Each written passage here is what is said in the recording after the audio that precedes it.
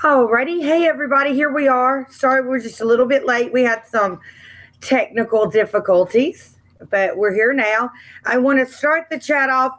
We're right where we said we were going to be, where we ended last week, kind of talking about Blood Raven, and then we said this week we were going to go into dreams and visions. And Marie thinks there's going to be a doom in Westeros. Yes, you heard me, a doom in Westeros, meaning volcanic explosions, the whole 9 yards, a regular Pompeii or Volantis, if you no Valyria, if you will. So, I also want to announce right from the gate today is Marie's birthday. Yay! Not Happy in birthday, Australia, Marie.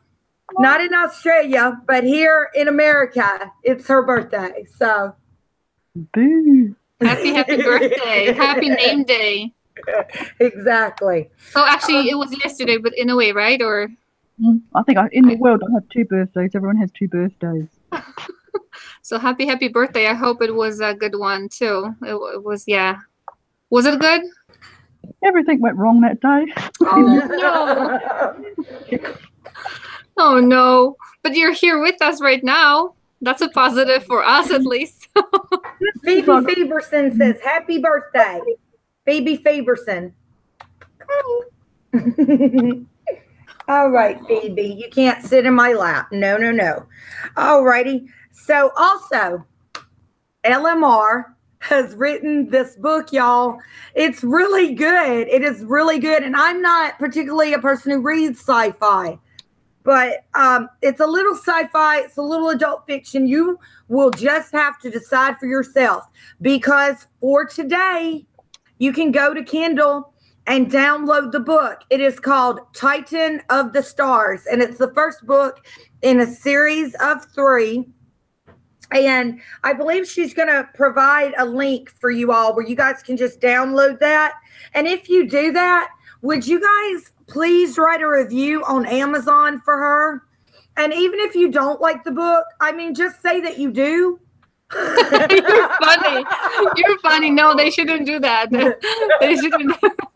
No, just tell the truth. I know you guys are going to like it because, like I said, this is not normally a genre I would necessarily read, but I really it's a very easy book to read. I got through it through the first 60% of it fairly fast. I mean, it's very comprehensive and very easy to read and very reader friendly, and I'm really enjoying the story. And that's only the first part of it. So you guys check that out. It's really awesome. Thank you for mentioning it, Jen, by the way. Yeah, it actually means a lot to me that you liked it, because as you said, for readers who don't read that stuff, to like that stuff, that is a great compliment. So thank you. I do like it. And Bubba Husky wants to know if you want him to read any of the audiobook for him. Ooh, the what? I'm sorry, I didn't catch that. I'm trying to get the link. Oh, so he's gonna read it for it, or do you want me to read it? He's volunteering to play one of the guy parts. Ooh. See, I'm not looking at the chat right now. I wonder which one. Oh, so he's reading it already, or here? I wonder. I don't know. They're kind of steamy, so. It is. It's a sexy book, y'all. It's not for people who are, shy or don't like blushing. So. It is naughty, Connie Super. It is. I don't want to say naughty. I mean, I just want to say that, it is steamy. I mean, there is some adult interactions in there. Yeah, so it's not for kids, basically. It's not for anybody who's under 18, let's just say this way. But it's not. Yeah, it's hard. I mean, you have to decide for yourself. Whatever naughty is to you, I don't know what's naughty to you. I mean, I certainly wouldn't consider it, maybe it's like PG-13. I mean, it's not Showtime after dark. It's more like HBO at 7. Okay. Okay. It's hard for whoever, like for me writing it, it's kind of hard to decide where to place that. And it's for the reader to decide. Yeah. So let's leave it as a mystery and not a mystery book. But you know what? If you guys want to know, I was serious, Connie. If you guys want to know, you guys need to download and read it. And like I said, it's for free. She's going to put the link right here. I did, yeah. You can download this book for free today and read it. So you tell us. Read you the let book me know. and tell her what you think about it.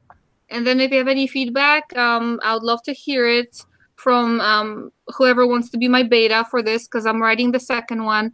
And it would be great to know your feedback and where you, or, you know, things you like, things you didn't like, things you'd like to see. Things are written for the reader, so, you know. Yeah. But thank you for mentioning. Blanco is saying someday you should do a Thursday Night Book Club special edition for LMR's book. Well, we were thinking we were going to do that for a special stream. When I get done reading the book, because I'm, like I said, I'm like 65% through, I'm going to make out some questions that she will have to okay, because it is, you know, a series.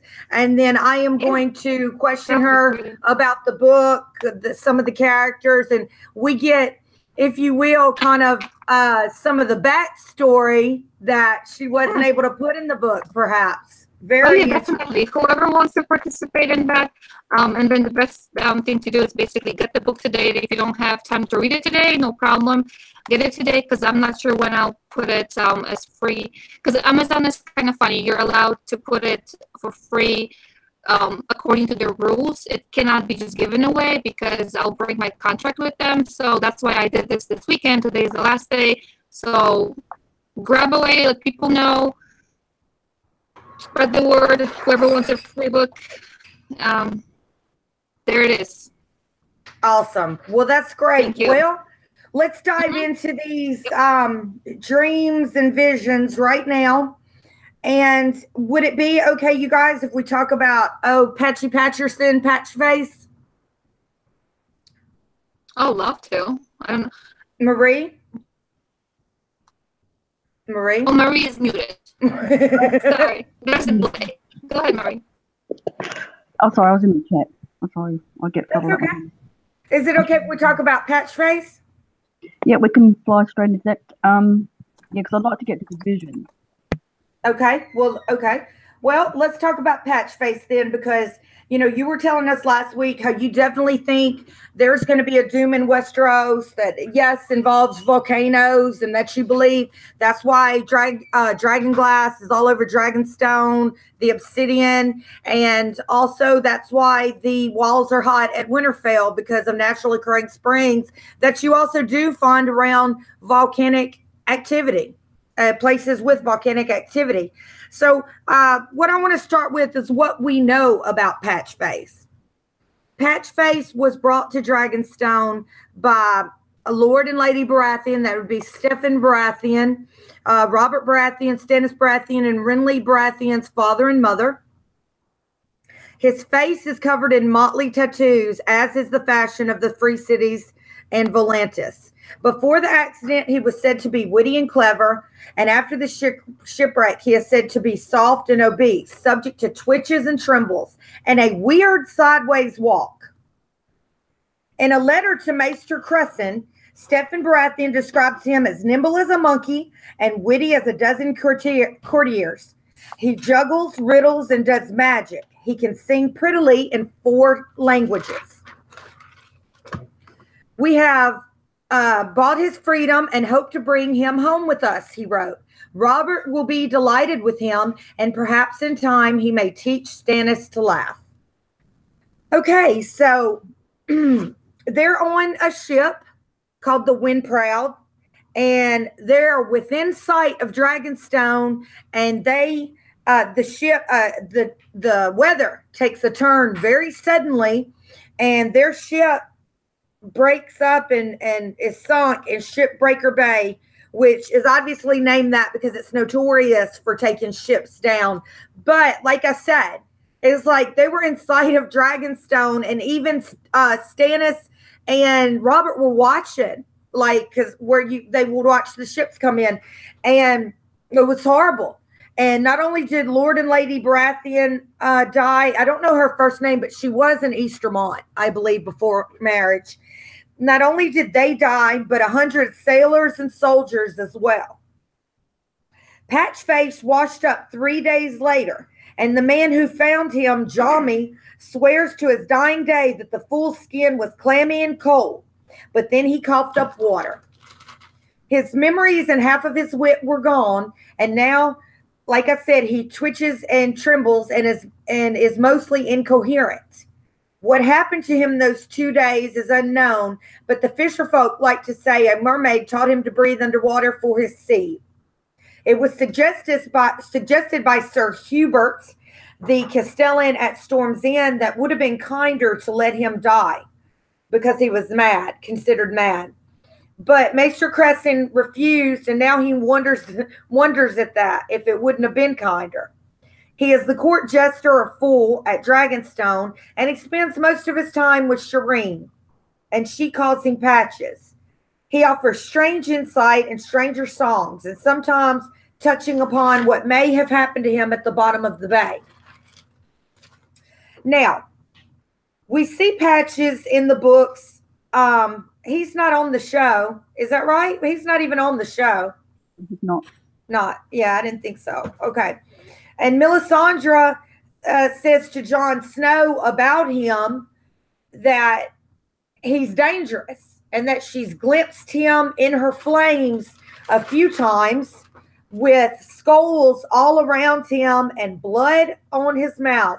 And this is her quote: "That creature is dangerous. Many times I have glimpsed him in the flames. Sometimes there are skulls about him and his lips are red with blood." Now, we see him one time. We see him, I think, for the first time. You guys correct me if I'm wrong. Maester Cresson invites Shireen and Patchface to see the White Raven sent from the Citadel. And they go, and the White Raven talks, and Patchface says, Maester Cresson shows Patches and Shireen the White Raven from the Citadel, and it talks. After this, Patches says, "Clever bird, clever man, clever fool." Immediately after this, the fool sings, "The shadows come to dance, my lord, dance, my lord. The shadows come to stay, my lord, stay, my lord, stay, my lord." You guys, any insights onto that? The only thing I could think of is that he may have predicted Cresson's death. Cresson will become a shadow because he drinks that poison. He tries to kill Melisandre. And I wonder if that was the kind of his way of saying to Cresson, your days are numbered. Because Patchface talks in riddles. I mean, I can't do all of Patchface because some of them you just can't make sense of, like the kids and all that kind of murmur. You can't make sense of it. But what I took was a snippet of what fits my theory. But when I saw that, when I read that, I can remember thinking that's for Cresson. But you also know that the White Raven, Blood Raven, speaks through ravens. So I'm taking that to be Blood Raven's voice. And for you were mentioning there were shadows mentioned there, right? How many times? Yeah. So in our chapter that we just did on Thursday, exactly, it was a lot of shadow, reminding about, what was it, Ned, right? Was it Ned? A lot of things mentioned about shadows when talking about Ned. So I wonder if by shadows, because technically there are no ghosts. Well, there's you ghosts. guys, I mean, we know in this story that dance is synonymous with fighting. The what? Fighting. So he's saying the shadows come to dance. So what do you guys think about possibly changing it to that? The shadows come to fight. Okay. Fighting. See, dancing, to me, this is normally what I always thought of dancing as more of a game over there, kind of game versus, but again, to them, game is fighting, like for something. Would it have anything to do with, as I said, there are no ghosts, but what if they're talking about shadows? If they don't have like a word for ghosts? Do they ever mention a ghost? Like if somebody dies, They mention something called a shade. And that's, but I think the only thing I can make out of this is he's saying that the dead are coming to fight and that the dead are going to be there for a while. Yeah. Whenever Shadow mentioned, I always think of Patchface because he's the one that mentions it a lot. And I always think of the dead. And also, wasn't it Jamie that asked, I think I was there for the book club and I heard it, wasn't it Jamie that asked Kyburn, does he believe, not in so much ghosts, but does he believe in people coming back? And Kyburn said that he saw something. The residual souls, or I called it the residual soul, but it's residual energy. We were talking about, we happened to have talked about that Thursday. Exactly. And also, I mean, maybe sometimes when they're talking about shadows and the shadow of a shadow, perhaps they are talking about the dead, but people that are no longer dead because they were brought back with the kiss. Like some people, you could kind of refer to Jon Snow or Beric as dead, but they're not. Eduardo has a good question about Patchface in particular, and this is one of the questions I actually wrote. Well, my question was a little different. Do you guys think? Let me look at it. Let me go to his question in the chat.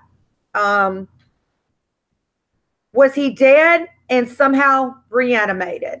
Do you guys think that? Because what I was going to ask is, when I think about what they say about him and him coughing up water and all that, and dude swearing that he was dead, I mean, it's almost like inadvertently he did the ritual of the drowned god. Whether, not, we know it wasn't on purpose, but maybe not even on purpose. Yeah. There's a comment here from Baba Husky. It says, Patchface is a soggy white. I love it. It's so funny.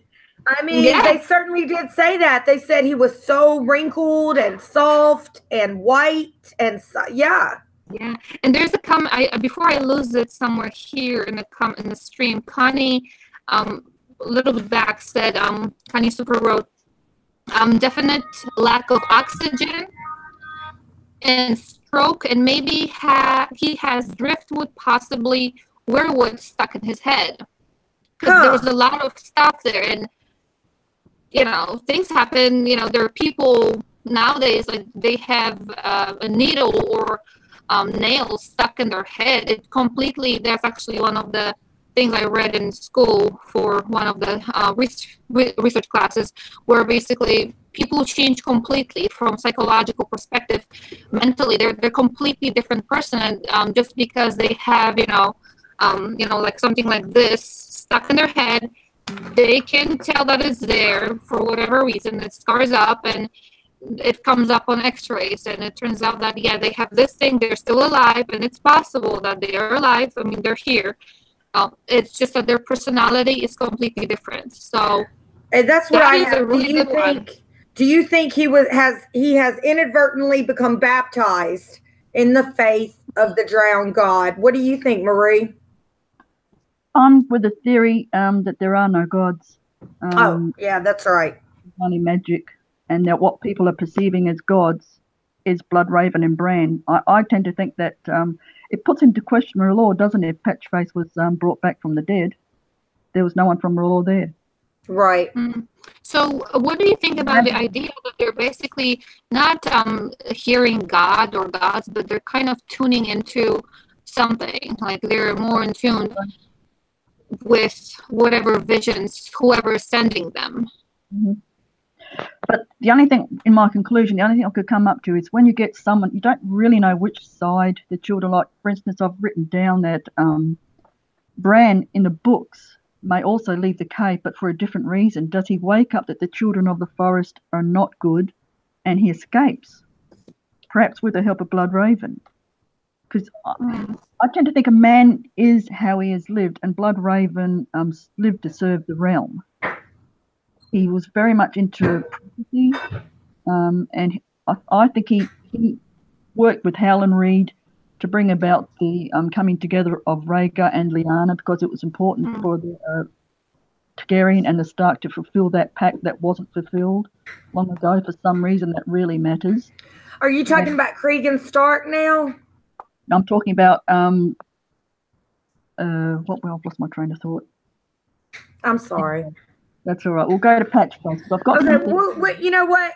When you remember what it was, just go, and I'll.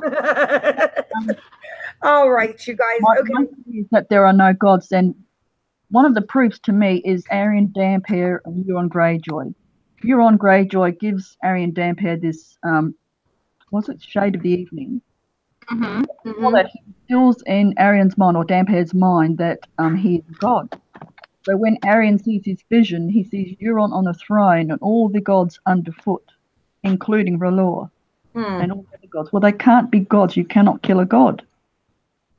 And even though it's just a vision of Dampier, and I don't quite trust the Shade of the Evening, there's one thing missing. The weirwood tree is not there. And that's because Raven and Bran are not gods. People are perceiving whatever they do as coming from the gods.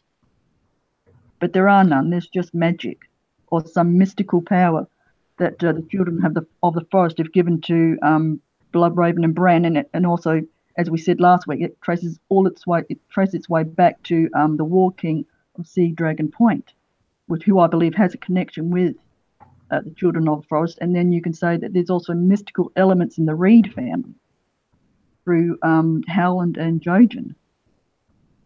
Okay, let's go to the chat real quick. Amanda Duncan says shadows equals dad.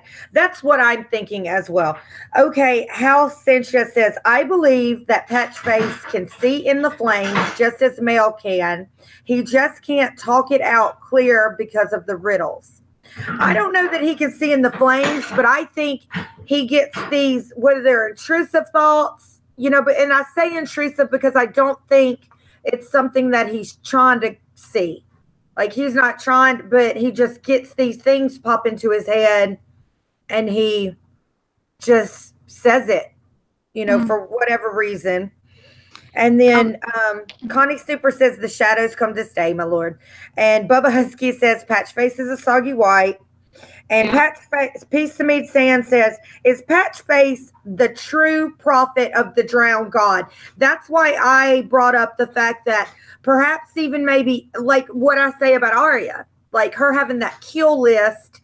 It's essentially what the kindly old man tells her you basically had to do to call up the faceless man's God. And I'm wondering if he didn't inadvertently go through their baptismal ritual, not even trying to.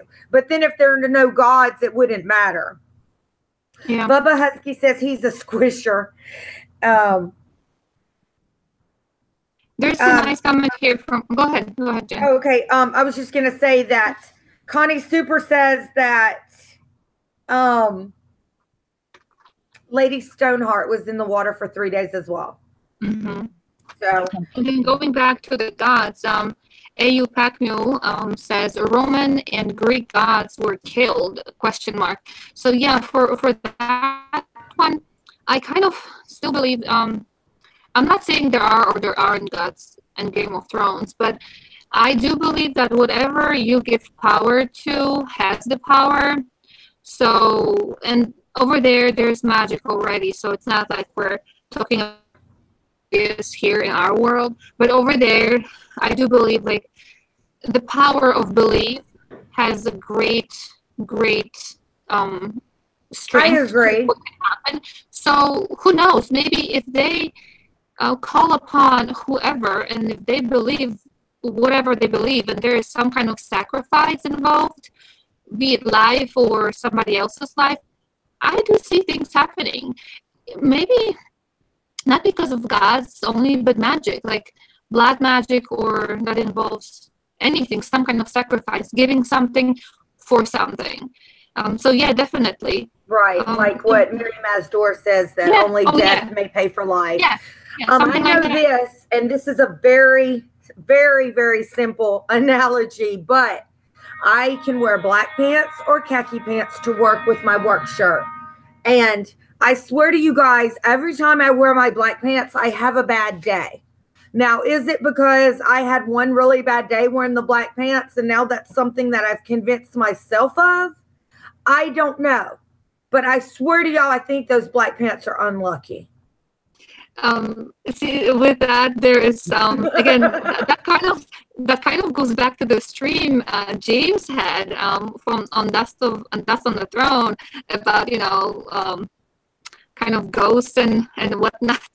It was very interesting. I'm sure many of you were there. We had so much fun. It was so much fun. So yeah, giving power or belief to something, it gives it power. You give it power. Yeah, that gives it power. If you don't believe in something, it has absolutely no power over you. Mm-hmm. Just like when you don't care about somebody, what they do doesn't matter to you at all. Whether they're mean to you or nice to you, if you don't care about them, it absolutely doesn't bother you because you've given them no power over you.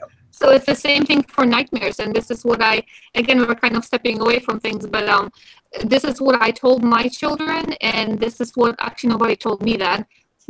I just found out about it on my own that if you're having nightmares, you have the power of stopping them.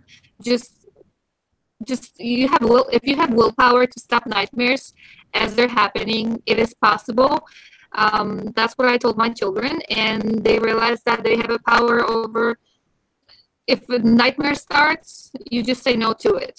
You put a whatever in front of it, and you're good. So here again, we're stepping away from stuff, but this is kind of talking about giving power and taking power away. So you are in charge in a way of what has power over you. So over there in Game of Thrones, maybe not gods, but kind of created entities, energy entity, or even when you mix magic into it, like shadow babies, faith. I mean, it came from somewhere. It was there.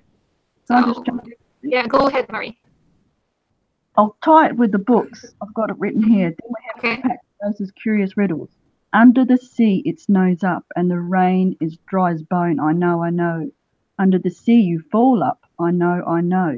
Under the sea smoke rises in bubbles, and flames burn green and blue and black. I know, I know. Then tie it to one of Melisandre's visions. Melisandre sees snowflakes swirling from a dark sky, and ashes rose to meet them. The grey and the white whirled around each other as flaming arrows arced above a wooden wall, and dead things shambling in the cold. Melisandre then sees the mist sweeping in, impossibly cold, and one by one the fires went out. Now Melisandre is seeing snowflakes swirling from a dark sky, and ashes rose to meet them. Under the sea it snows up, and she's seeing ashes rise to meet them. Seeing is a volcano, and it falls down as dry, and the rain is dry as bone. That's ashes. Ashes are dry. It explodes up, and it falls down as dry rain. He's explaining it as, because in a simple, the way he's seeing it, simple from a simple mind. That's, to me, screams volcanoes. And if they're seeing the same thing, isn't it coming from the same source? And yeah, Jen, you were talking about that too. Do you want to add something to that? It being kind of like a volcano ash. I think you're in the chat right now too. I'm following the chat as well. Do you want to add something to that, Jen? Jen? Yes, I was just saying that I think that exactly what she just said. I have noticed that because Marie pointed it out to me. Oh, okay. No, but I can't sit here like I'm just so clever. No, it's not that at all. My very good friend Marie pointed that out to me. Okay. So that's one thing. And then I had a question for you, which was exactly, under the sea it snows up, and the sea is dry as a bone. I know. You think that refers to volcanic ash, and then you're tying it in also with what Melisandre is seeing. So we've actually got two reference to this rain that would go up, which does sound like when there's a fire, because little particles float up. You guys know what I'm talking about? Yeah. Mm-hmm. Yeah. Debris and whatnot, ash. I don't know if you've seen on one science channel something, I forgot the program name, but they are over this dam, really, really tall dam, and they're pouring water from the bottle down, but the water, instead of going down, is actually floating up because of the currents, like air currents. So that is actually interesting too. I know it has nothing to do with that, but I just thought like, yeah, it is kind of freaky how and it did look weird, like water going up towards the sky versus falling down. Let's go to some more things he said. Okay, so when Maester Crescent decides that he's going to take Melisandre out and he's going to poison her, Patchface was there. Maester Crescent bumped into him walking into the feasting hall, and everybody was being super rude to Maester Crescent, and really, I think kind of Melisandre had got a little campaign going to get rid of him because she knew that he was one of her biggest people who did not support her. Like one of her biggest detractors was Maester Crescent. Mm-hmm. And he actually really did care very much for the Baratheons, for Stannis Baratheon in particular. He had been with them since they were very small. Mm-hmm. So, but when they were, they bump into each other going in there, and he says again, under the sea, you fall up. Under the sea, you fall up. And then he says, here we eat fish. Under the sea, fish eat us.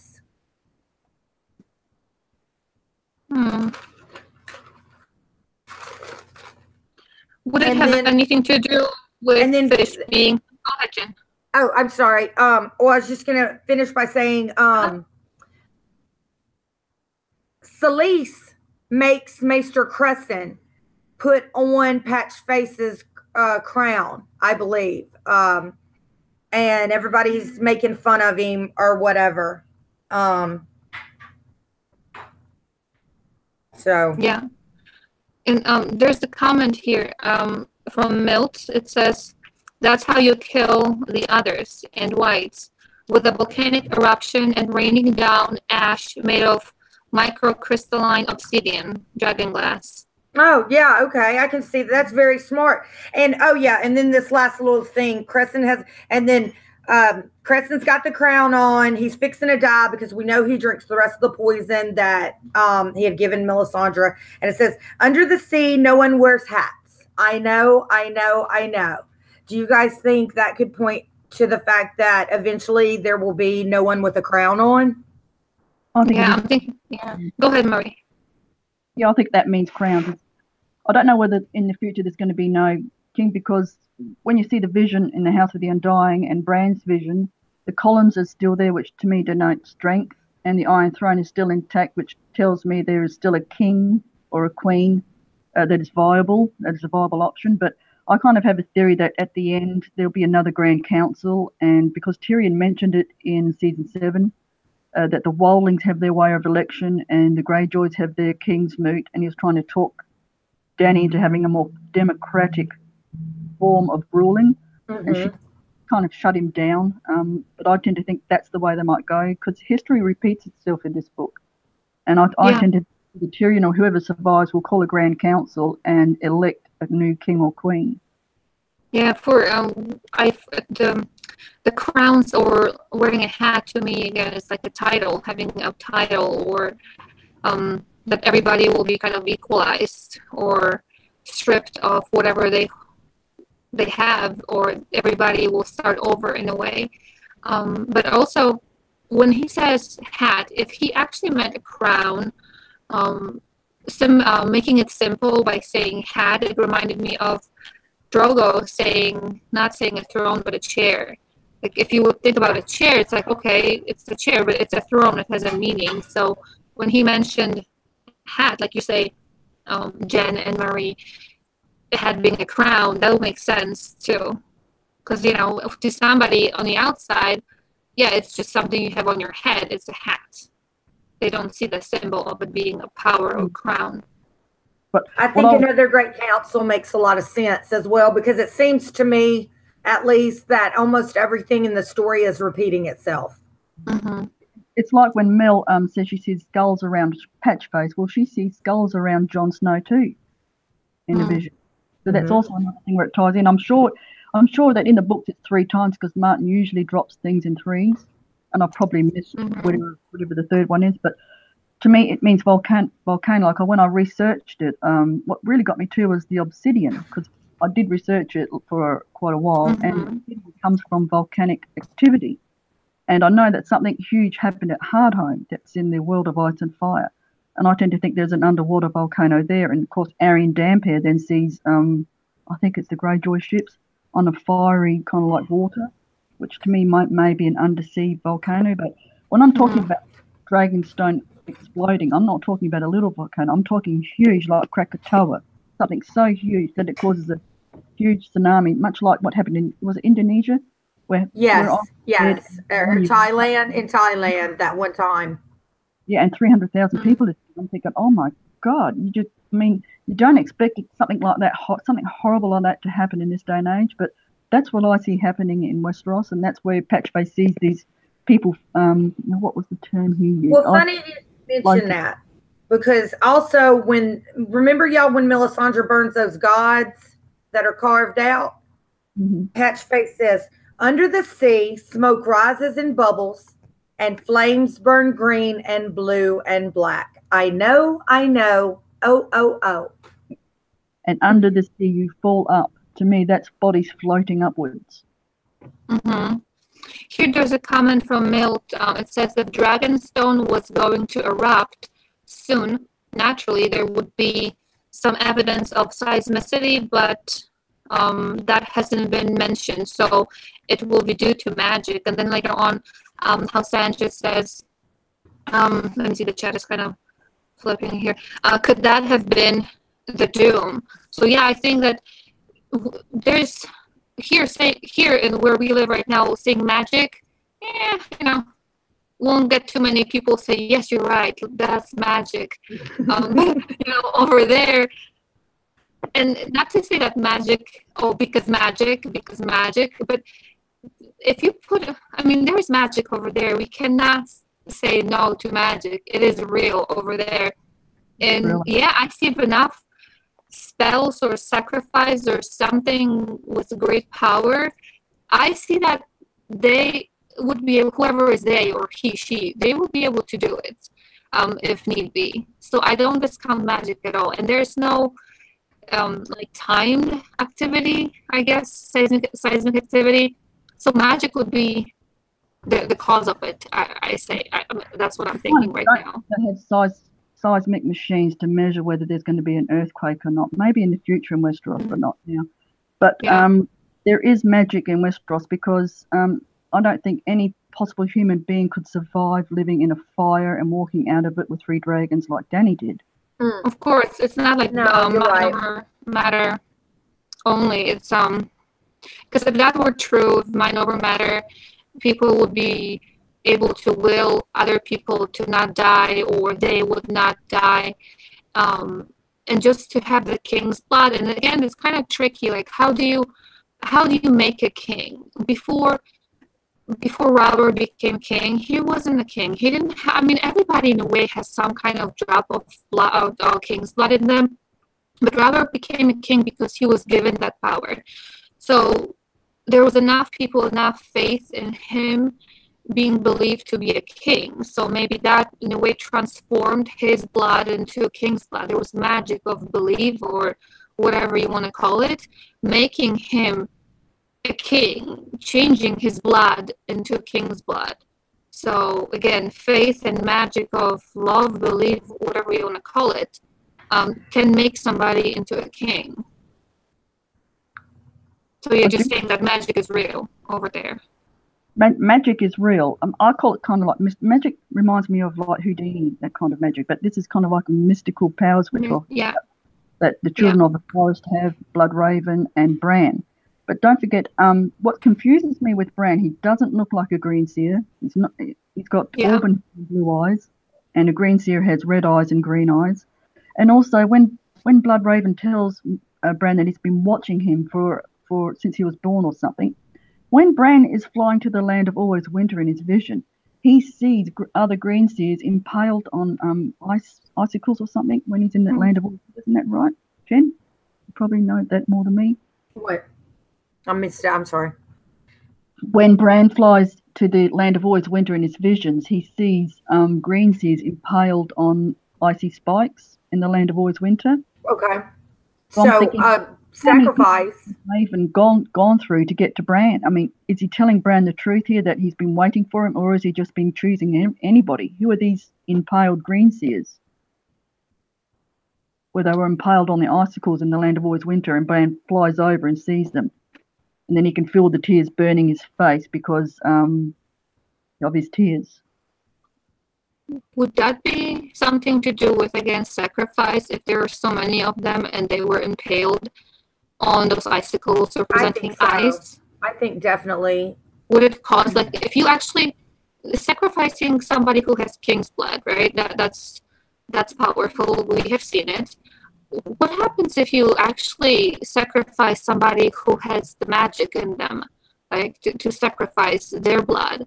What could that do? Like having a sacrifice of that kind of a scale.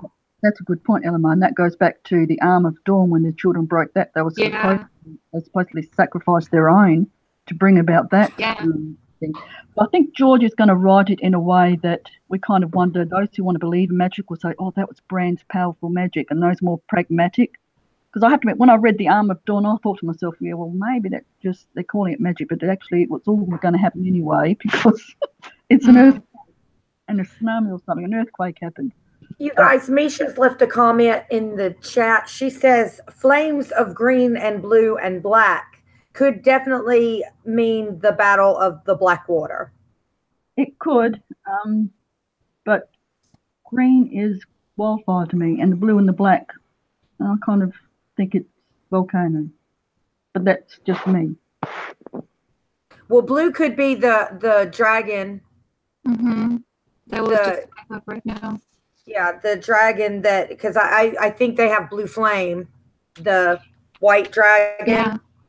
How was it worded again? Can you say it again? Like, how is the black and blue worded in that quote? Do you have that quote with you? Yes, I have it right here. Okay, let me get back to it. Because when it said blue and black, I'm thinking about that lovely closing scene that we had where, all we saw was blue of the ice on the wall, blue of the dragon, and then black sky. That was green and blue and black. Green and blue and black. Okay. You know what? Maybe it means wildfire first, then the white dragon is mass destruction. It's going to be the wildfire destruction, the blue destruction from the white dragon, and then black, which should be an eruption. Yep, that could be right. Because I know that Bronn, in the scene with Bronn and Tyrion, Cersei was going to mount the wildfire on the parapets, was it? And I think Bronn warns Tyrion that if he does that, a hand could slip and you could end up burning the whole of King's Landing down by accident. I tend to think that's foreshadowing of what Cersei might do.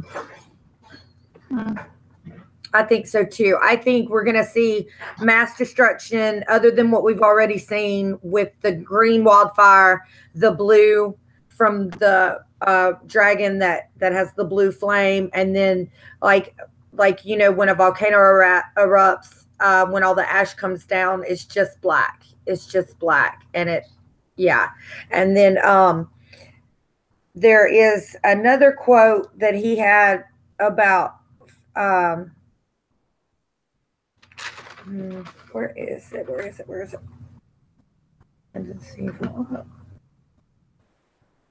Well, Mackenzie Burns has said, so maybe the main characters we love of Westeros to save them. I think a remnant will survive, and this is where Bran is everyone's going to hate Bran because he's going to have to make some ruthless decisions about what to do. Because as I said, I just don't think Jon Snow in the books, Jon Snow and even Dany together can outdo the Night King when he can just raise his arms and all the dead rise. So I tend to think Bran is going to have to do something pretty major to defeat the Night King, and that's to set off the volcanoes, tsunamis, which, and as Milk said, will rain down obsidian, and obsidian does come from volcanic activity because I studied it for weeks. You know, I hate homework, but I studied it for weeks.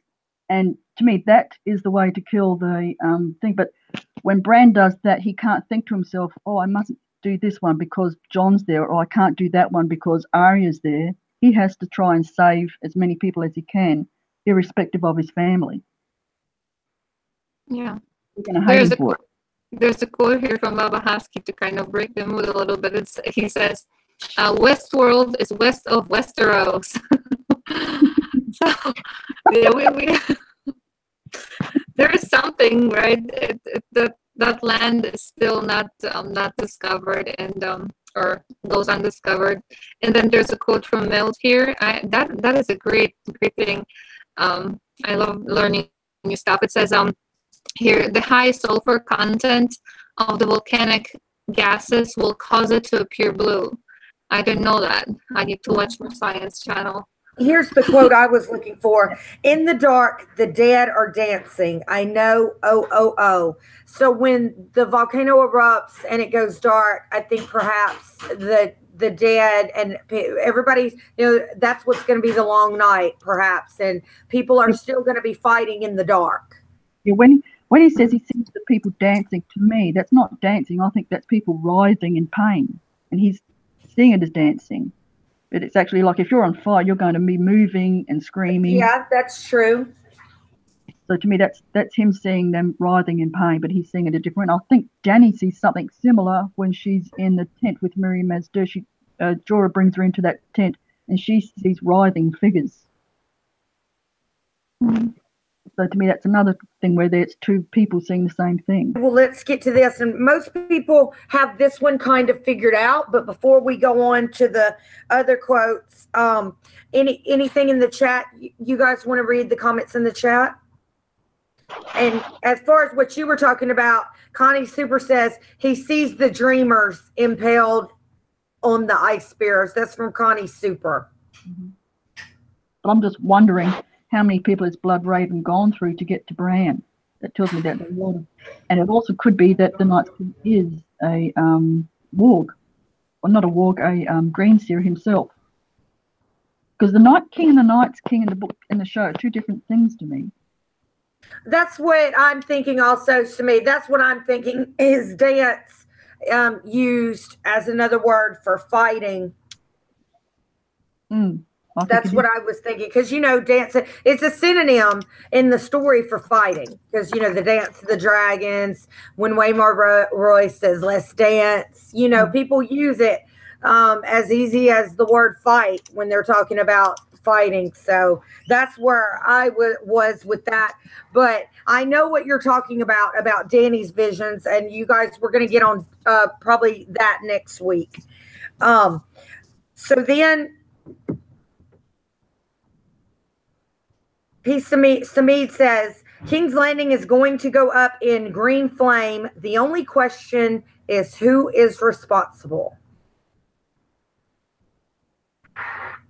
See, the green flame, that's a good thing, because it could be that, don't forget, from the beginning of the book, we've come across Burnham, and I'm thinking, why is it drove the Mad King, I think, even further into madness? But I thought maybe King's Landing does go up in green flame, and it's the fault of Susie, not the Mad King. But Blood Raven is trying to warn that there's going to, you probably see Susie in power. And this is where the shortness of the book is, because I know GRM has to lengthen the books out, but I'm thinking, why can't he just talk plain? It's a bit like Quaithe. I want to strangle Quaithe sometimes with her obscure. And Patch Face, I'm thinking, why can't he just say, this is going to happen, beware.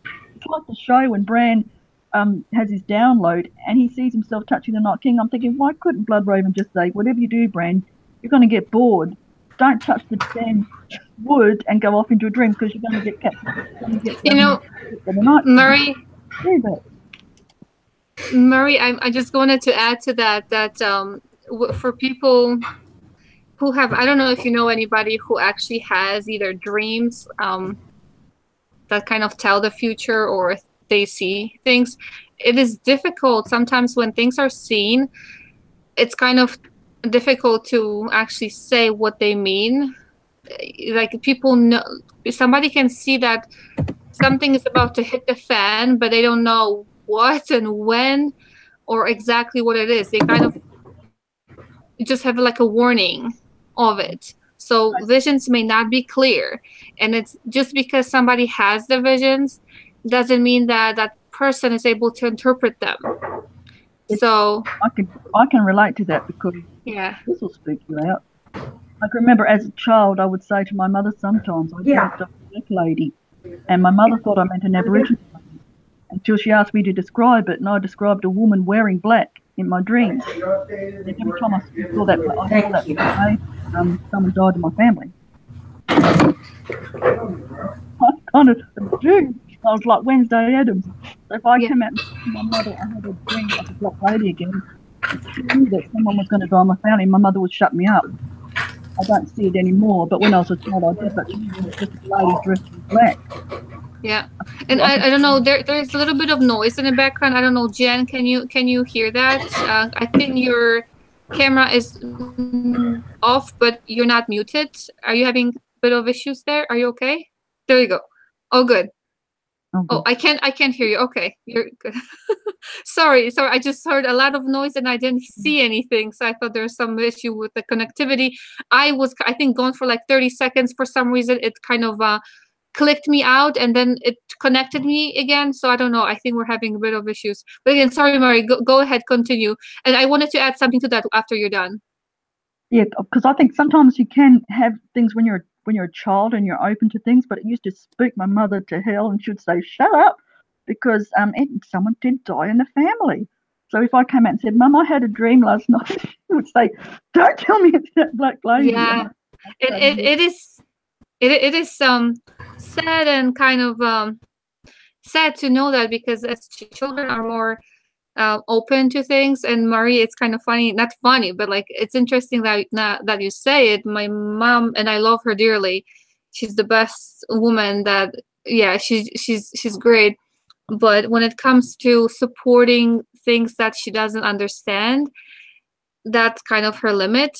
And as a child, I was always told, don't say that because it's gonna come true. So yeah.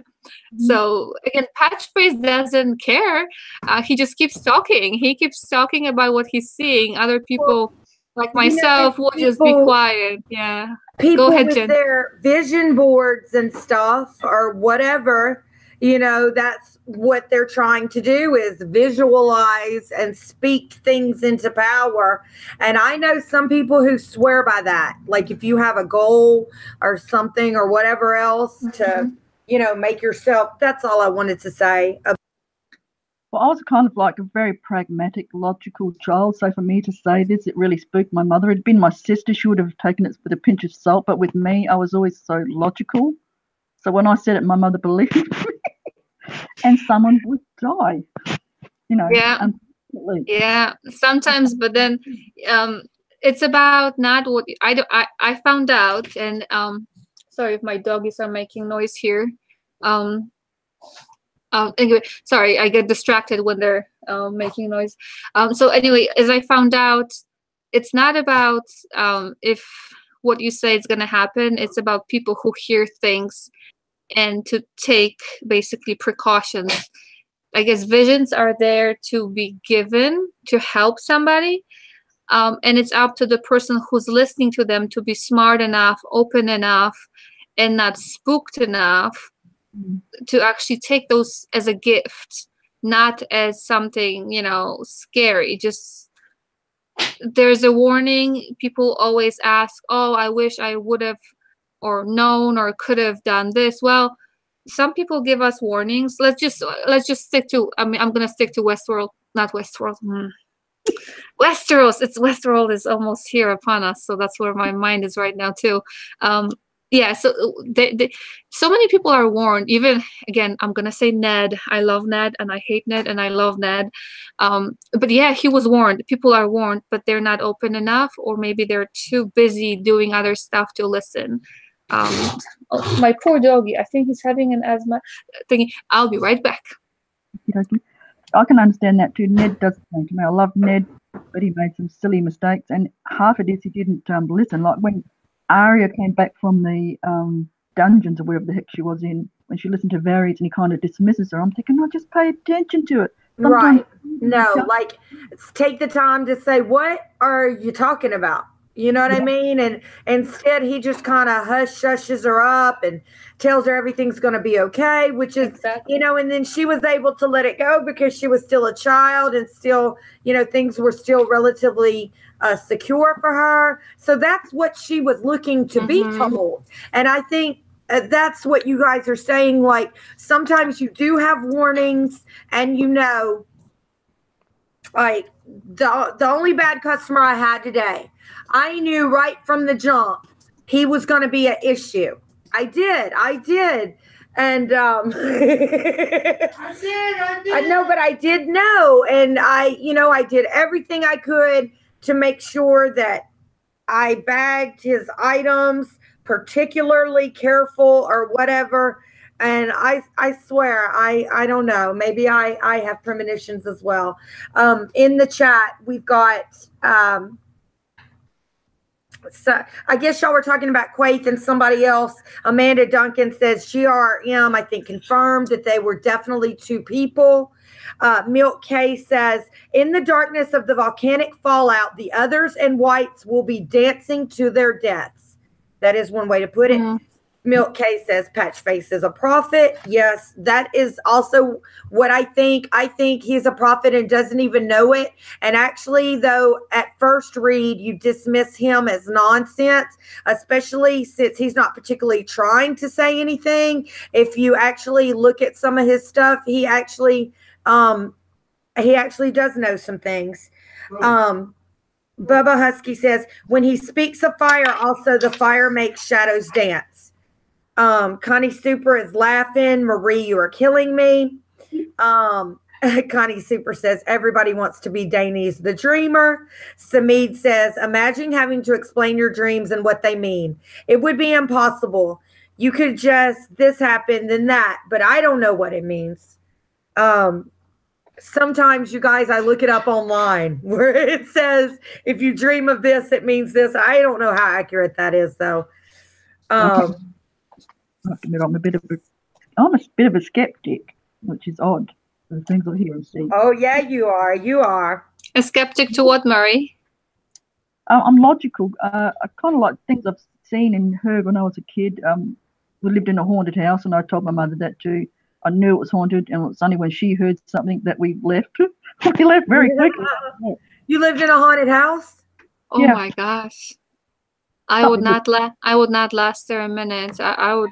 Okay, well let's veer off for a minute right here, because this kind of stuff always interests me. And I know you to be a very skeptical person when it comes to any such thing as that. So what kind of phenomena did you experience? Who are you talking to, Jen? You. What kind of phenomena would you say that you experienced in this house? When I was a child, I would lay in bed. I always had trouble sleeping, and I would feel something sit on the end of my bed, and my feet would go icy cold.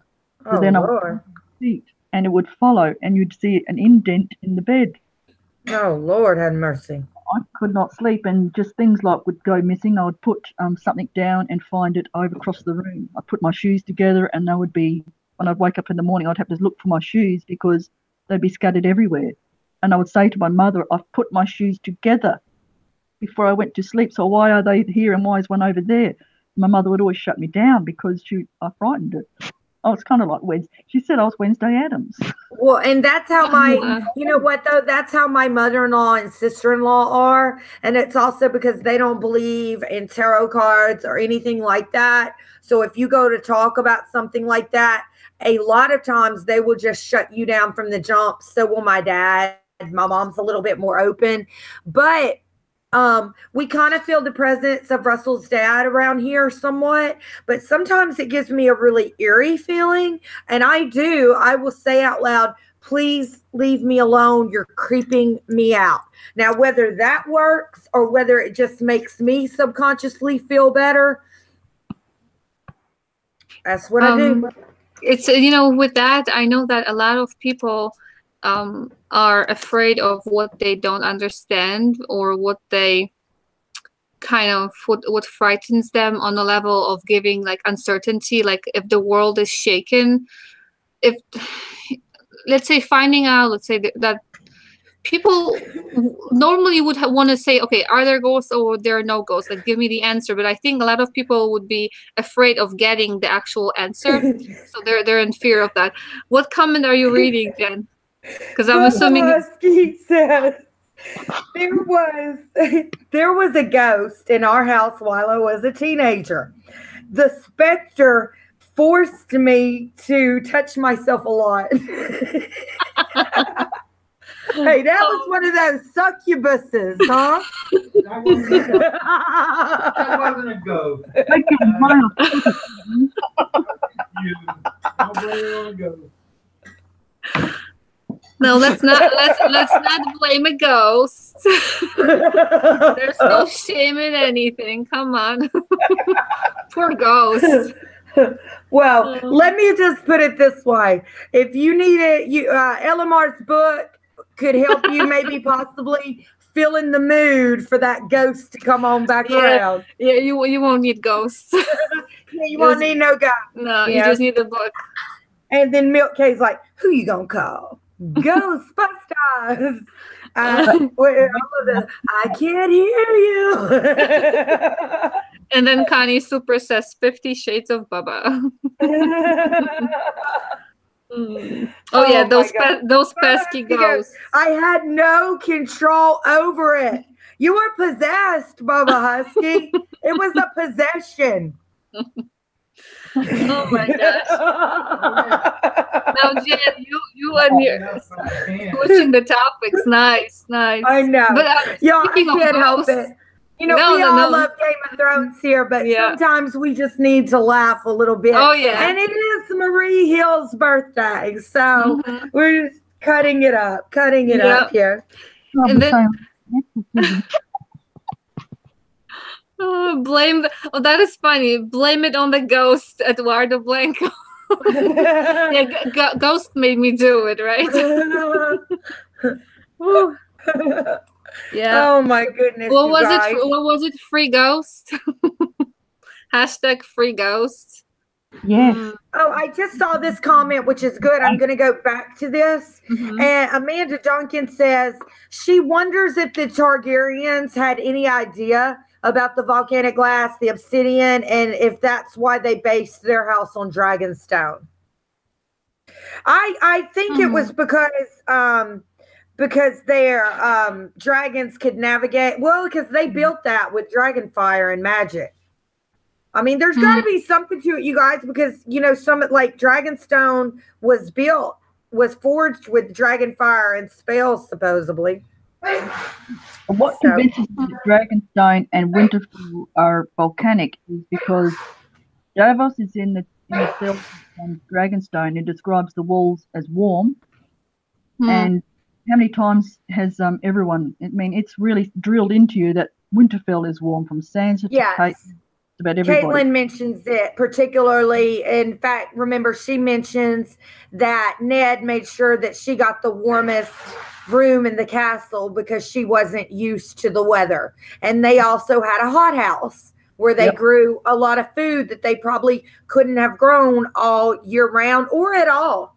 You know, depending on because I love to garden. Citrus grows really well here, but I cannot get blueberries to kick off to save my life. But just a few hours away where my parents live, you can grow the heck out of some blueberries. It's just about 10 degrees too hot and too humid here for any kind of berry, except for blackberries. So we get some nice blackberries around here. Yeah, you get that where Winterfell is always warm, and then you get the opposite on Bear Island where Jorah's wife left him because she couldn't stand the cold. So Winterfell's getting warm from somewhere, and I tend to think there's a volcano at Winterfell, Dragonstone, Hardhome. There's something going on in Dawn because that, you know, something happened there ages ago, and that could also explode up. Maybe something around King's Landing too. We don't know. Or Cersei, that maybe explains it. Seen in one of the videos, Cersei actually blows whole place up, which I can see her doing. I can too. And let's get to this. And I think out of all of Patch Face's little things that he says and rants, and several people in the chat said he's a prophet. I agree, and like he doesn't even know it. Fool's blood, king's blood, blood on the maiden's thigh, but chains for the guests and chains for the bridegroom. We know that fits the red wedding to a T. Absolutely.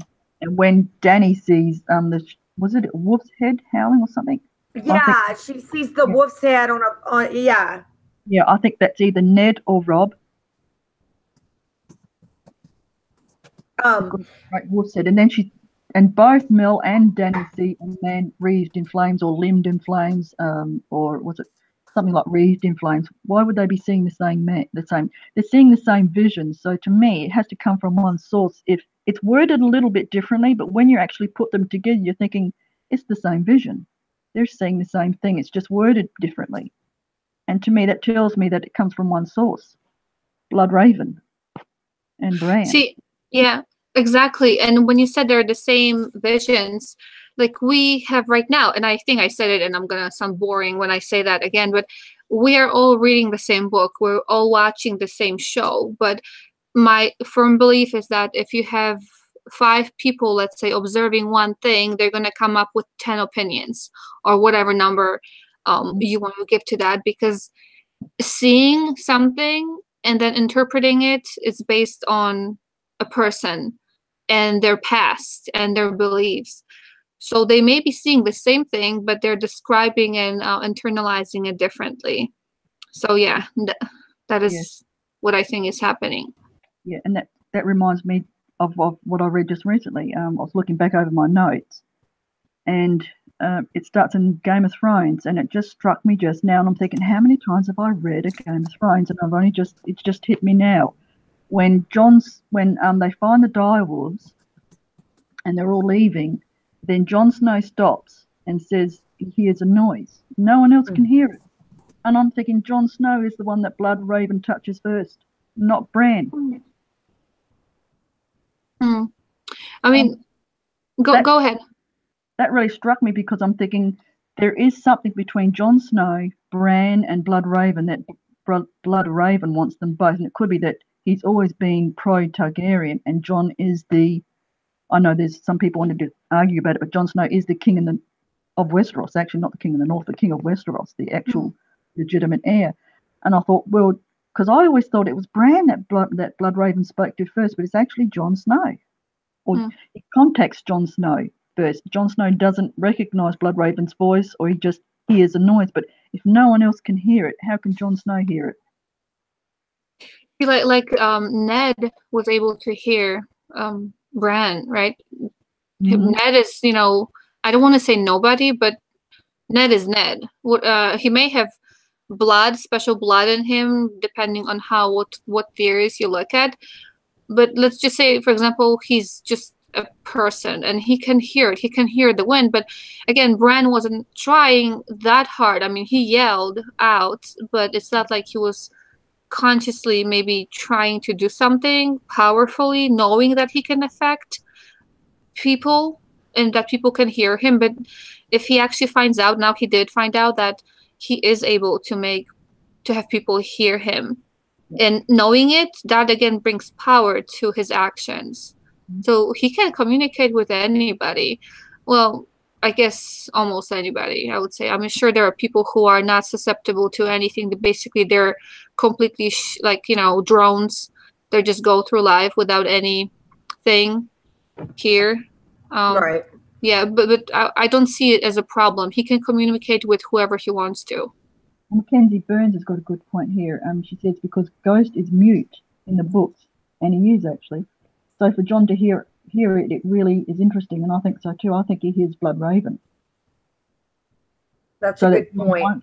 Ghost behind. Jon has to have Ghost, so he hears the voice of Bloodraven. And what struck me was that Jon Snow is the first one to hear Bloodraven, whereas I always presumed it was Bran.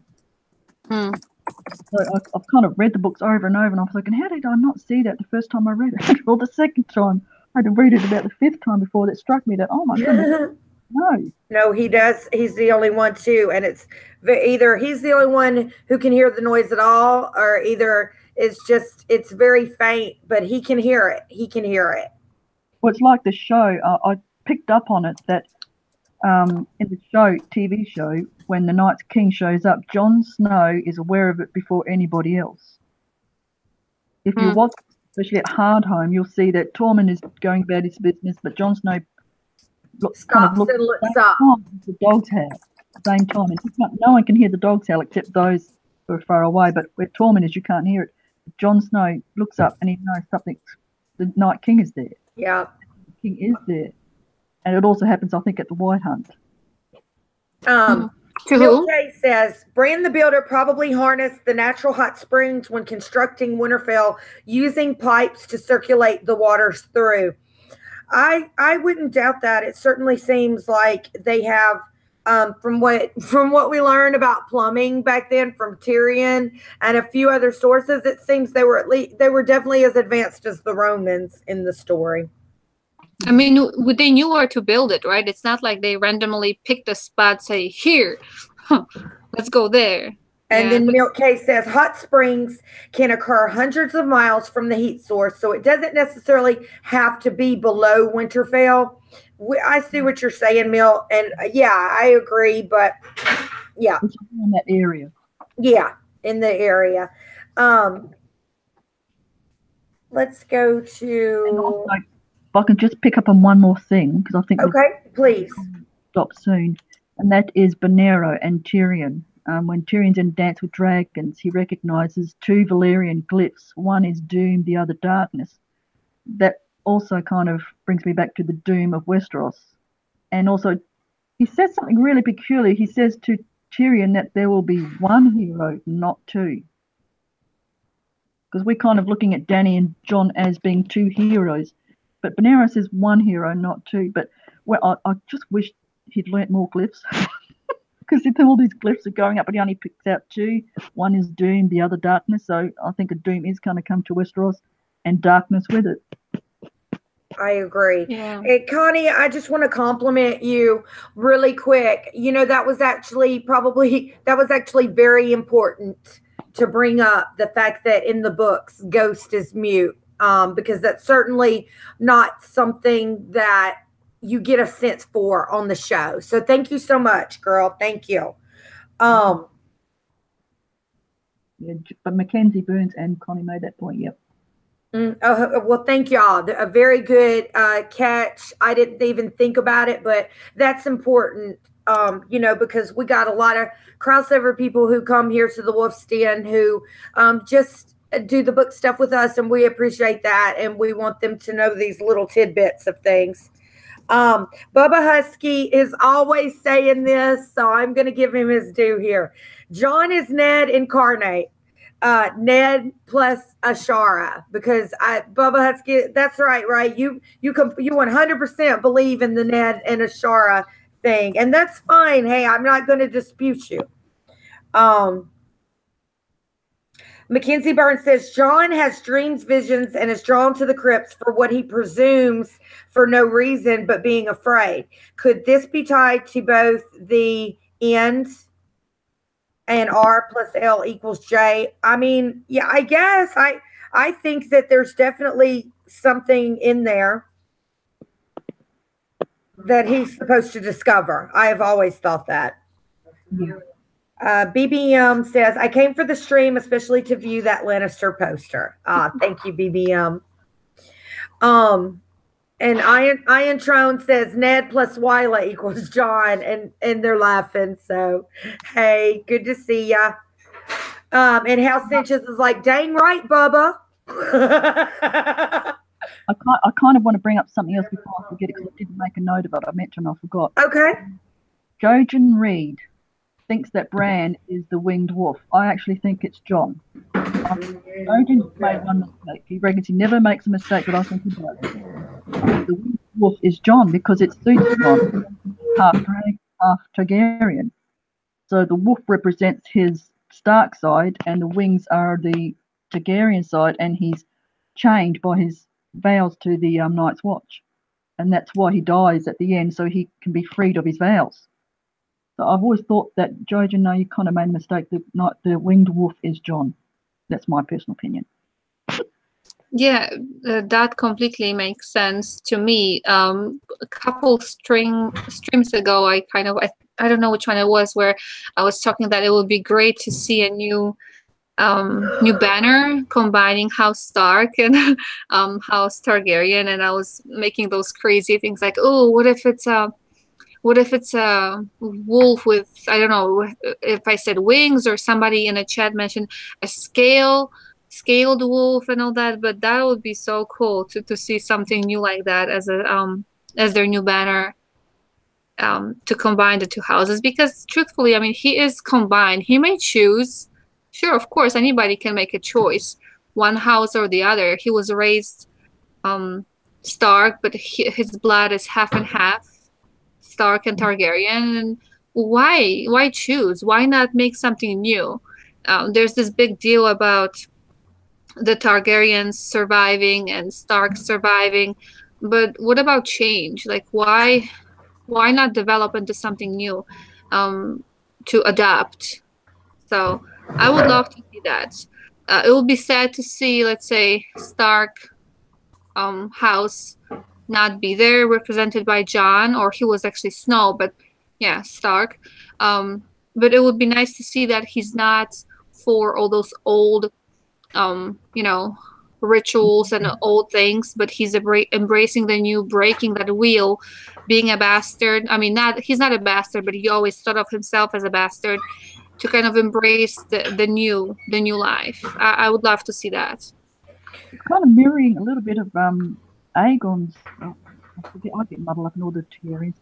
Aegon, who was with Dunk, and he lived amongst the peasants and kind of talked to them and dealt with them in a way that most Targaryens don't. I think it's kind of like had a feel for the common people that most of the Targaryens did. And in Jon Snow, I don't know whether in the books he's going to be given the name Aegon, but it kind of mirrors his life with Aegon, that he dealt to amongst the common folk and grew up to be actually lower than the lowest, because over there being a bastard is very derogatory. People look down on you. Exactly. And here's a great couple comments. We have House Sanchez saying combine the houses. Baba Husky, what if it's his dad's grave? Later on, Amanda Dickens says, like he tells Theon on the show, you don't have to choose, you are both. So that would be a great line if he actually, he doesn't know at that point, right? In the show, obviously he doesn't know. He doesn't even suspect anything. And for those words to come out from his mouth, it's like us reading a book, not like reading a book, seeing those simple words, but then later on those words become something else, something much bigger. That would be wonderful if he actually did that. And then House Sanchez again says, make his own banner. Yeah, I want to see a new banner. Marie, will you take Connie Super's question in the chat? She's got a good question. Well, can you pull it out to me? Because I can't see it. Okay, sure. I certainly will. Bran's visions have no wolves in the show. Is that a big tale? I think it comes down to Dan and Dave being mean with their budget. They're all about the dragons. And that's what I tend to think. I think in the books you get a real connection between the direwolves and their owners. But in a show like Bran, Summer died and Bran didn't even ask about him. And I found that odd. When the show, I'm bawling my eyes out because never even mentioned it. And he wasn't never even like we lost Summer or anything. I think Grey died in a really sad way. But in the books he tries to warn Robb. He's barking. Even Caitlin warns Robb to take note of his wolf. All the children. Yeah.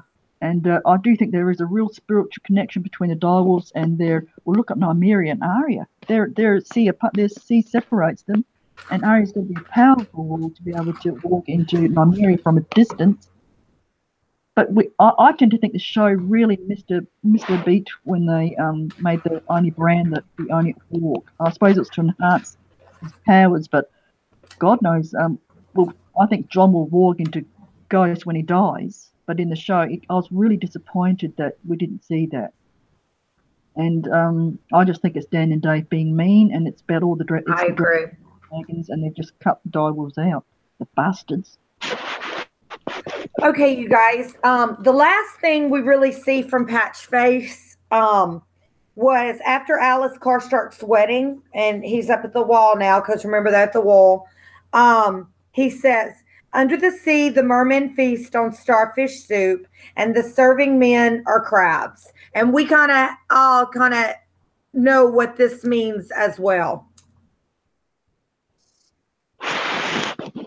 Jen, there was some issues with me. I was getting some static. I did not hear the last two sentences you just said. Okay, after Alice Karstark's wedding, up at the wall, one of the last little things we get from Patchface is, "Under the sea, the mermen feast on starfish soup, and the serving men are crabs."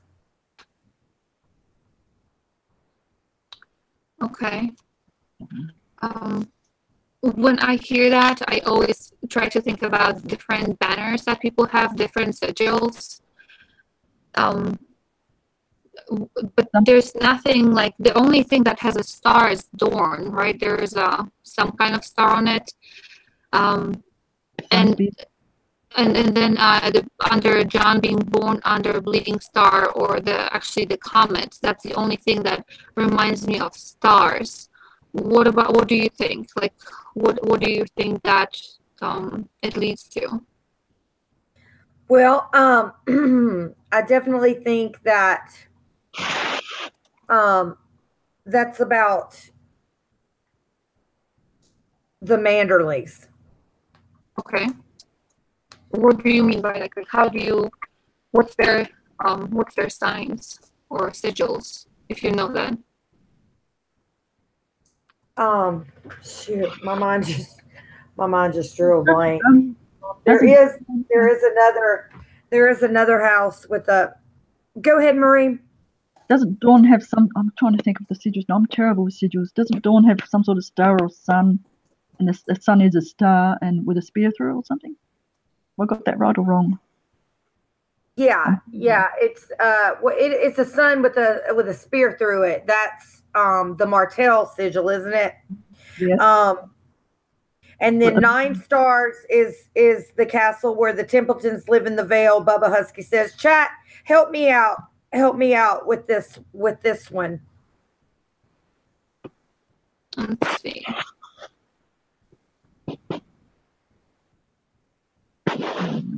So 9 star is the castle where the Templetons live from the Vale. But I don't think, do we see them again? We're kind of going books. We kind of see, we see them a little bit in the sample Winds of Winter chapter. We see them a little bit. So serving, I'm thinking about serving part. They serve when they're guests, right? Like there's you invite somebody, if they're not your enemy, they come over to you. You have to kind of, as a good guest, or not guest, good host, you have to accept the guest unless you have something against them. Right. No, whenever anybody passes by your castle, you offer them something to eat and drink, and after they've taken a sip or a bite, then they have guest right, meaning you have offered them your protection for the duration of their stay. Yeah.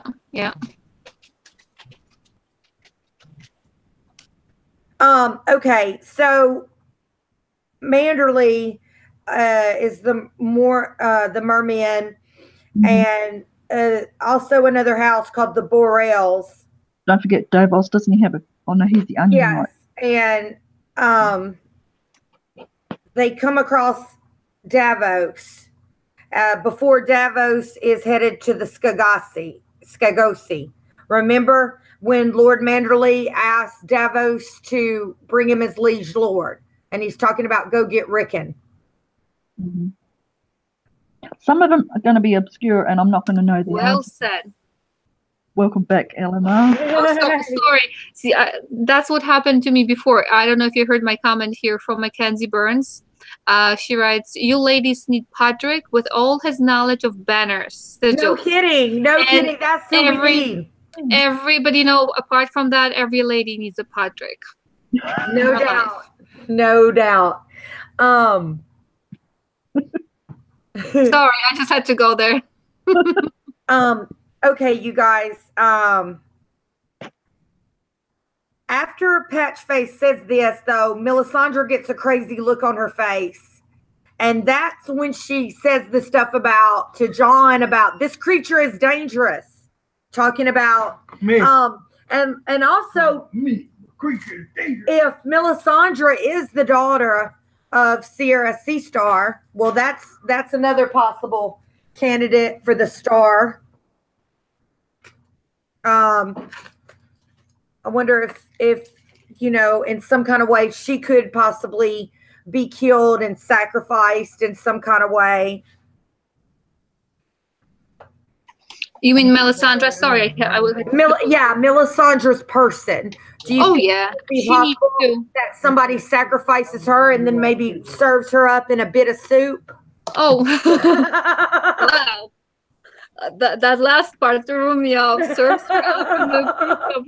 Oh my gosh! Like beef jerky. You mean after she's burned? Wow. Okay, and we're gonna get into Melisandre next week.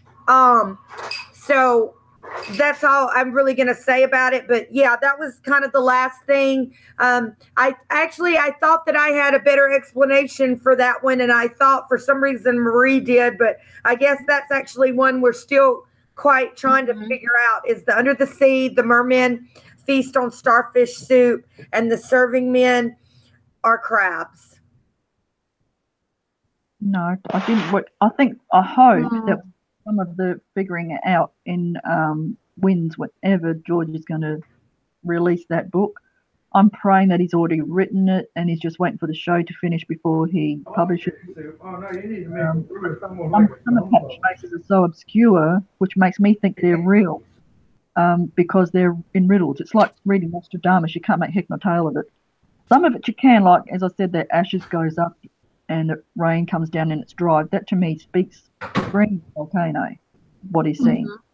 And then to see repeated in Daenerys and in Melisandre, that's where I'm going with it. That's what I think is going to happen. It's kind of reiterated. George is kind of driving it home, and it's hard to read it when you're first reading it because it's separate books apart, and we know how long he takes to write a dang novel. So by the time you get to, like, one part might be in, say, Game of Thrones, and you might have to wait till sort of Storm of Swords for another vision, and you're not putting them together. But when I started looking at them and reading them one after the other, I'm thinking, well, this is almost exactly the same, except it's changed the wording a bit. So I'm thinking, well, it's the same. It's going to be the same source. And then when Arian Dampier has his vision of Euron on the throne and all the gods are underfoot, except the weirwood tree, tells me that the other gods are false, and that Bran and Bloodraven are not there because they're not gods. They have mystical powers. Yeah, and it's so easy to, let's say, trick somebody. Although I don't know if they're trying to trick people into believing, because let's say there's one. It's them, let's say, right, communicating with different people. I'm not sure if they're trying to cause all that chaos to have people believe that, oh, this is this God, and some other person to believe that their intent is not to make people believe in different gods. I think it's just people are hearing it differently. They're interpreting it differently. Not to say that, that Bran, I'm not saying that Bran or whoever is sending those visions, because there are people who think that their intention is not so nice. Like if, that there's some evil over there too. But just because there may or may not be evil intentions behind it, people are interpreting differently whatever they're hearing or seeing. But there's still power in it. there's no denying it. I mean, we can see it over there. It's not like they're just, even in the big, I mean, the first shots, the first couple minutes of the show showed us that yes, there is something going on. There is magic. It's not going to be just your regular show from history, like, oh, it happened a long time ago and this is the story. No, it showed us right away that there is some kind of magic, that something is going on.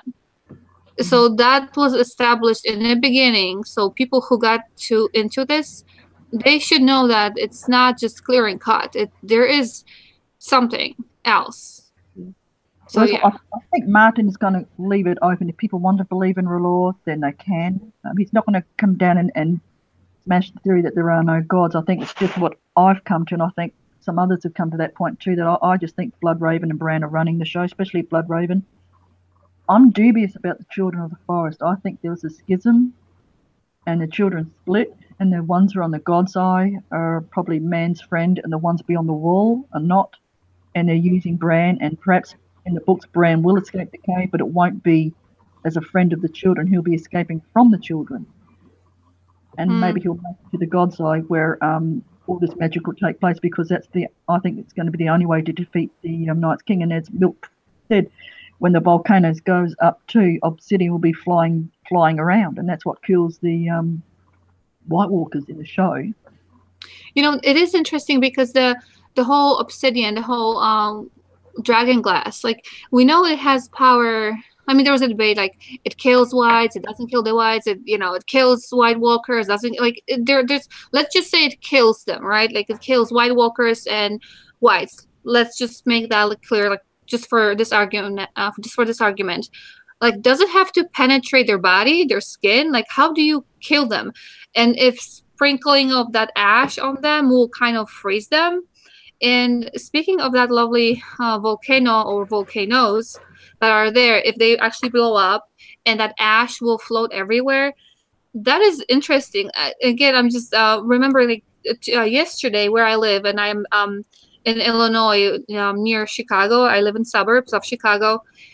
I woke up yesterday and I was really ticked off because my car was covered, and I parked it. Of all the days, I always park it in the garage. I parked it outside because I'm doing some project in the garage. Spray cans everywhere. Anyway, so my car is standing outside, and I just washed it the day before. I wake up and it's covered in mud. Like, not like mud, but like a layer of not even dust, but like as if somebody sprayed mud over it. And it turns out that there was something, storm blew the sand or whatever, something from somewhere apparently, and it landed all over this area here. So I wonder if that thing blows up in Westeros. I didn't say Westworld, which is coming up really soon. If it blows up and sprays it everywhere, how is it going to affect the whites? And, if they're going to be covered in that, are they just going to freeze? And again, just, question for the chat and for myself, or for you, ladies. They'll be burnt by the fire, but also if there's a lot of ash, they could be drowned by the ash. You don't really know how it's going to affect them, but the fire will kill them. The dragon obsidian, the flying obsidian, will kill the White Walkers. Because the thing that comes through with me, there's 3 sayings that really George Martin drives home to us. And that's winter is coming, the others take you, and burn them all. And with winter is coming, well, winter is here in Westeros. The others take you, or they will if they have their way, and burn them all is the only way to get rid of them. The whites, that is. But it's kind of like, for instance, Samuel plays a part in this, because if you can remember in the show, maybe even in the books, I'm not quite sure if it's in, Jen will probably know this more than me, that the ravens come to warn Sam about when he's with Gilly with they've escaped Craster's Keep, and the ravens come to warn Sam that the White Walkers are after him, and Gilly screams, "It's come for the baby." And you see all these ravens. That's got to be Bloodraven and Bran warning Sam that to run, because the White Walkers are coming. So Sam must play an important part in either helping Jon or trying to save Westeros. Samuel's got to come into it for the ravens to help him, because I think that's absolutely Sam does 100%. I have always said that, and he is so important, and that's why I said when in book club when we went over the John chapter when they met. This is truly the most important friendship of his life is him and Samuel Tarley's friendship. Yep. So I something's going to happen where Samuel plays a big part in helping Bran defeat the Night King.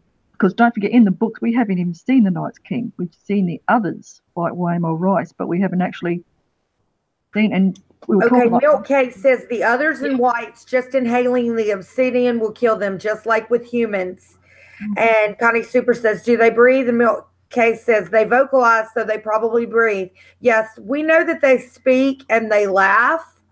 And that that's another thing I'm really looking forward to is getting more about their what their purpose really is, because we honestly don't know what they want, and that's a big chunk of the story that we're missing. And that's also a theme in the story is what drives everybody. What is Varys's purpose? What is Littlefinger's purpose? What is the Night King's purpose? That's a big theme in the story, as well as like what is the person's purpose, and until you know that, you can't really know them. But anyway, you guys, lovely ladies and lovely lady and birthday girl, Jen's birthday tomorrow. it sure is. But you guys, it is 7:47. Let's go ahead and stop right here, and next week would 6:00 be okay again, Marie? Yep, that'd be fine. Hopefully I won't have any updates.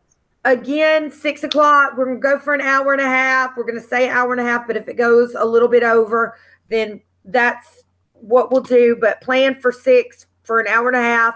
Next week, we're going to continue with our dreams and visions and interpretation of the coming doom of Westeros. Everybody, thank y'all so much for coming on in here. We had Sameed Sands stop by. We had Mackenzie Burns, Connie Super, Milk K, BBM came in, both of them from Citadel Trivia. You guys know them, Friday night, Citadel Trivia. Bubba Husky from Amino. House Sanchez, the Sancheesy. Did I mention Connie? Connie Super was here. Ian Trone came in. Thank you. You're always tweeting out our book club and our special stream. Thank you so much. Eduardo Blanco was here. AU Pack Mule stopped by. G'day, AU. Thank you for coming by. Appreciate it. Amanda Duncan was here and her phone went dead. And just thanks everybody who popped by. I know it's a lot. It's a lot to stop everything that you're doing and come by for a chat, and I really appreciate it. And we're going to let y'all go because we know all the good shows come on Sunday. I have plans with that TV, a lot of snacks, and stuff like that myself. And these guys, they're like, come sit with me, come play with me. All the little animals are right here. Oh, Wicky's was so bad last night. Whine, till I put him in the bed, Marie. Russell told him a while ago, if you think you're pulling that crap tonight, you can forget it. And then he looked at Rudy and said, you're the one who really should be mad. But anyway, guys, everybody, thanks. Thursday night book club, as usual. Again, everybody, you can download LMR's book for free today. And again, to one of my closest friends and one of the most clever ladies I know. Happy birthday, Marie. Happy birthday, Marie. Thank you very much. I don't take any much note of it. Marie, you want to sign out, and then LMR, you take us out completely. Okay, everyone, thank you for your birthday wishes. Much appreciated. Happy New Year, Marie. Happened a long time ago. Anyway, thank you all for turning up. If you want to catch the Doom of Westeros, it's at my channel, Game of Theories with Marie, where I've incorporated into one vid to make it easier. Bosco is being very naughty. I caught him chewing Harry's glasses this time, so he's in the naughty books. So thank you, everybody. God bless. And LMR, I'll let you take it. Thank you also, Jen, for inviting me and for your lovely input, and LMR. Marie, again, happy birthday. I know you said it was horrible. because it was yesterday technically, right? Well, I hope, our wishes make it a little bit better. I hope you had fun here after your birthday. We love having you here. I love being here. Thank you so much, Jen, for inviting us. I always have a blast. I'm such a chatterbox. I'm sorry if I talk too much, but I just can't. I can't be quiet. I noticed, and Jen is being such a gracious host where she lets me yap and yap and yap, and this is a great place to be. Oh, actually, I just noticed. Hi, Kev. Hi, Kevin. We have him stopping by. We have Kev. We're actually wrapping up here, but again, thank you so much for stopping by.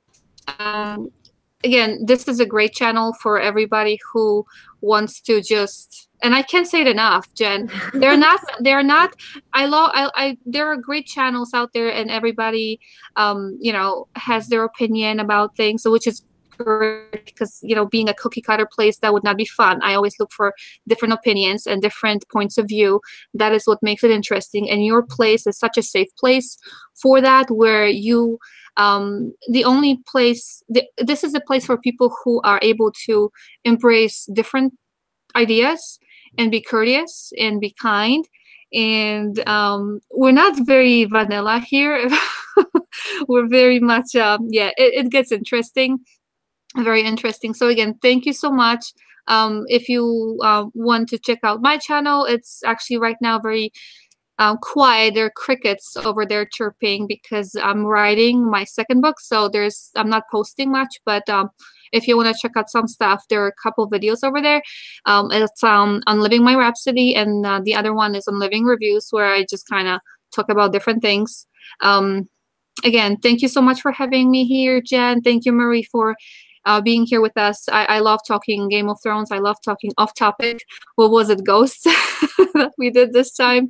So popping in here, you never know what you can get, but it's always fun. It's never boring. So I'm hoping for whoever's here today to join us next time on Sunday, and join us on Thursdays in the book club too.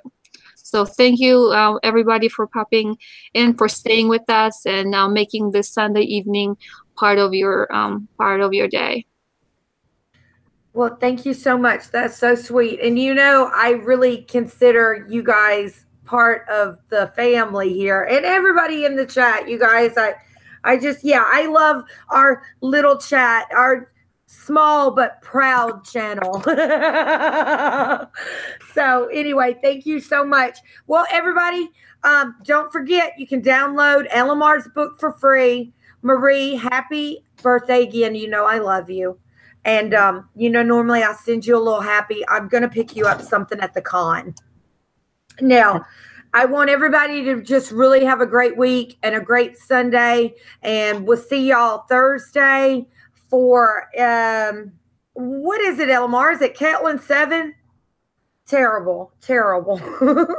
Sorry, I actually had to turn off my camera because kids were told 7:30 mommy will be done, and it's 8 o'clock and mommy is not done, and they're like knocking at the door. Yes, it's gonna be Catlin. I'm sorry, let me get my notes. Catlin 6. Okay, y'all. Catlin 6, Thursday, 8 o'clock. As always, everybody's welcome. Only requirement is to really love Game of Thrones. And just thanks everybody who came to the chat. And I didn't mention Terry T, but he popped in and said, hey, I've been listening. Everybody who didn't want to say anything in the chat, but has been listening at work or been listening at home or whatever, just thank you too. And everybody have a great week and enjoy your Sunday night shows. And we'll see y'all Thursday. Bye. Bye, everybody.